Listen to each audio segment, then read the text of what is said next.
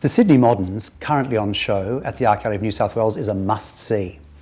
This exhibition explores the ways in which a number of artists from the 1920s and 30s in Sydney began to move away from the grand Australian pastoral tradition and focus in on the city with its thrusting, growing, pulsing energy as a main source for their artistic inspiration.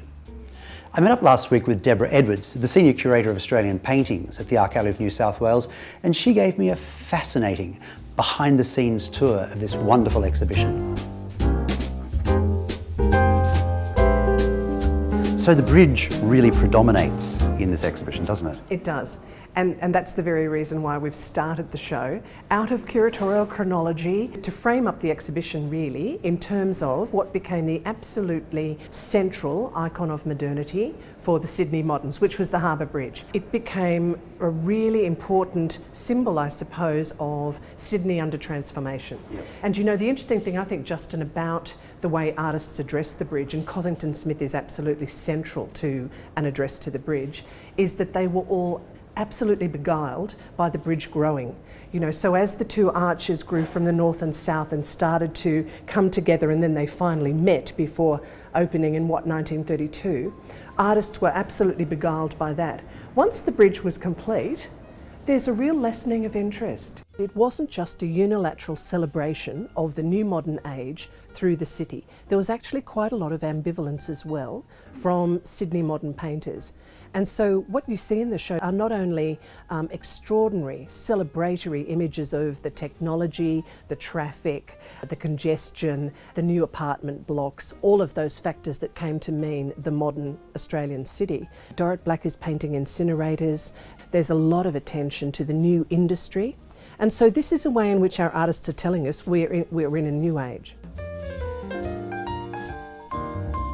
Another thing that I observed was there's a preponderance of magnificent female artists' works in this show. Was that a deliberate thing, or was this just something that emerged at the time as you put the exhibition together? What happened there? Well, it's an observation a lot of people make, and in fact we are in the room currently that has probably the most images of women by women in the show. There's no question that women were extremely important as part of the Sydney Moderns group. In fact, the towering giants actually. Behind us, Justin, we've got the professional artist, Margaret Preston. We've got the glamorous aviatrix, you know, about to fly her plane, and we've got the flapper. And they're three fairly key images, I suppose, about the way women were changing in those years. We're standing in front of actually one of my perennial favourites of Australian art, full stop. You know, it's a small painting, Grace Cossington Smith's Sea Wave, 1931. It's tiny, but it's absolutely immense. It's often spoken about in terms of Grace Cossington Smith's grief when her mother died. So she went down to Thirroul with her family and they painted. She subdued her colour a bit, and she's actually focusing much more on, I think, ideas of energy. So you have a kind of almost a sort of formless sense of energy up in the sky with flickering brushwork and subdued kind of clay colours.